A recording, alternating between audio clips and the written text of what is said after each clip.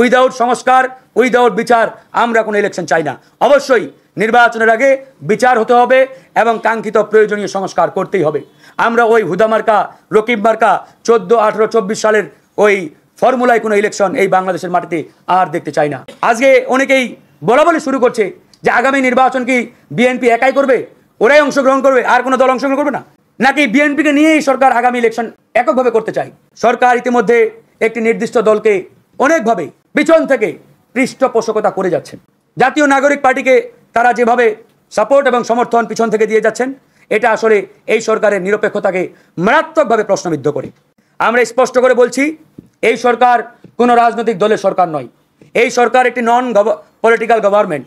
এই সরকারের চোখ হবে নিরপেক্ষ চোখ। প্রত্যেকটি রাজনৈতিক দলকে নিউট্রাল এবং নিরপেক্ষ চোখ দিয়ে দেখতে হবে। ইতিমধ্যে দুটো বিষয় আমাদের সামনে এসেছে। একটি হচ্ছে লন্ডনে প্রধান উপদেষ্টা বিএনপির অ্যাক্টিং চেয়ারপারসন তারেক রহমানের সাথে একটি বৈঠক করেছে। এই বৈঠককে আমরা সাধুবাদ জানিয়েছি এবং ইতিবাচকভাবে দেখছি। বৈঠক যে কোনো পলিটিক্যাল পার্টির সাথে হতে পারে, নেতাদের সাথে হতে পারে, এটা নিয়ে কোনো আপত্তি নেই।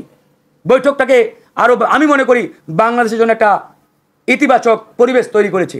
কিন্তু যে বিষয়টি ইতিমধ্যে আপনারা অনেকে হয়তো অ্যাড্রেস করছেন না বা সামনে আনছেন না, বা যেটি নিয়ে ইতিমধ্যে সমালোচনা বা আলোচনার জন্ম দিয়েছে, সেটি হচ্ছে একটা জয়েন্ট প্রেস স্টেটমেন্ট যেটি মিডিয়াতে সামনে আনা হয়েছে।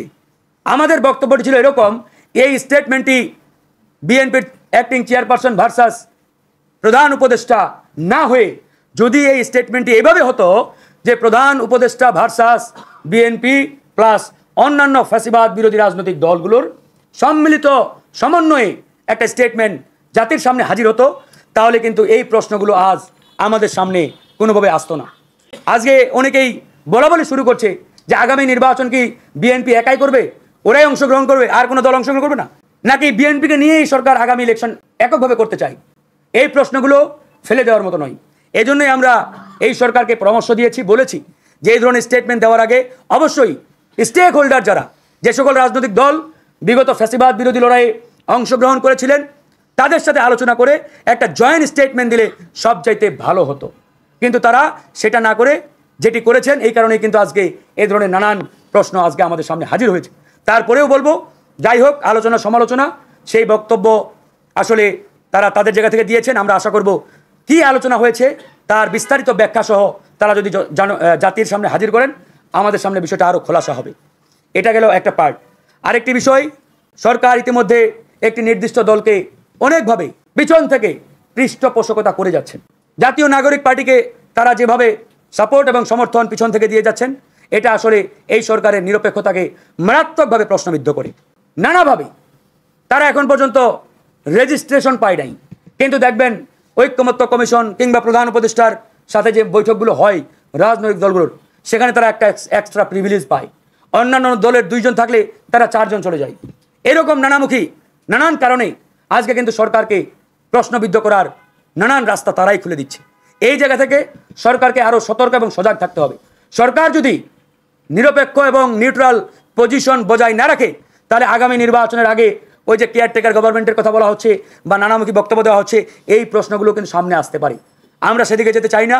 আমরা বলতে চাই, এই সরকার যেহেতু জনগণের সরকার, এই সরকার যেহেতু ছাত্র জনতার সরকার, আমাদের সকলের সরকার, সুতরাং তারা যাতে তাদের সেই নিউট্রাল পজিশনটি বজায় রাখে এবং আগামীতে একটি অবাধ সুষ্ঠু নিরপেক্ষ নির্বাচনের পরিবেশ তৈরি করে নির্বাচনের আগে বিচার এবং কাঙ্ক্ষিত সংস্কার করেই তারা একটা নির্বাচনের শিডিউল ঘোষণা করে। উইদাউট সংস্কার উইদাউট বিচার আমরা কোনো ইলেকশন চাই না। অবশ্যই নির্বাচনের আগে বিচার হতে হবে এবং কাঙ্ক্ষিত প্রয়োজনীয় সংস্কার করতেই হবে। আমরা ওই হুদা মার্কা রকিব মার্কা 14, 18, 24 সালের ওই ফর্মুলায় কোনো ইলেকশন এই বাংলাদেশের মাটিতে আর দেখতে চাই না। ইনশাআল্লাহ গণ অধিকার পরিষদের একটা বার্তা দিয়ে শেষ করব। ইতিমধ্যে আমাদেরকে নিয়ে নানামুখী ষড়যন্ত্র সোশ্যাল মিডিয়ায় শুরু হয়েছে। অনেকে অনেক কথা বলার চেষ্টা করছেন যে গণ অধিকার পরিষদ অমুক দলের সাথে কয়েকটা আসনে অংশগ্রহণ করবে, অমুকের কাছে বিক্রি হয়ে গেছে ইত্যাদি ইত্যাদি। এগুলো স্রেফ প্রোপাগান্ডা, গুজব। আমাদের পরিষ্কার বক্তব্য, আওয়ামী লীগের আমলেও গণ অধিকার পরিষদকে নিয়ে এরকম নানামুখী ষড়যন্ত্র, এরকম নানামুখী আপনার গুজব কিন্তু ছড়ানো হয়েছিল যে এরা আওয়ামী লীগের সাথে ইলেকশন করবে, আওয়ামী লীগের ফাঁদে পড়বে ইত্যাদি ইত্যাদি। আমরা কিন্তু আপনাদের সামনে প্রমাণ দেখিয়ে দিয়েছি যে গণ অধিকার পরিষদ কারো এ টিম বি টিম নয়। আমরা আগামীতে এককভাবে রাষ্ট্র ক্ষমতায় যাওয়ার স্বপ্ন দেখছি এবং সেই লক্ষ্যে কাজ করছি। ইনশাআল্লাহ আগামী জাতীয় নির্বাচনে এখন পর্যন্ত আমাদের যে দলীয় সিদ্ধান্ত সেটা হচ্ছে 300 আসনে এককভাবে আমরা নির্বাচন করব। তার জন্য আমাদের প্রথম স্টেপের প্রার্থী ঘোষণা সেটি খুব শীঘ্রই ইনশাআল্লাহ আমরা ঘোষণা করব। ইতিমধ্যে আমাদের 100 প্রার্থীর তালিকা চূড়ান্ত করা হয়েছে, হয়তো এটা 10-15 দিনের মধ্যে আপনারা জানতে পারবেন। আমরা প্রথম এ ক্যাটাগরির প্রার্থী তালিকাটা আগামী হয়তো অল্প সময়ের মধ্যে আমরা ঘোষণা করব। এরপরে আমরা বি ক্যাটাগরির তালিকা ঘোষণা করব, তারপরে সি ক্যাটাগরির। এভাবেই ধারাবাহিকভাবে আমরা আমাদের দলীয় প্রার্থীদের জাতির সামনে হাজির করব এবং তারা ইতিমধ্যে কার্যক্রম শুরু করেছেন তাদের তৃণমূল পর্যায়ে।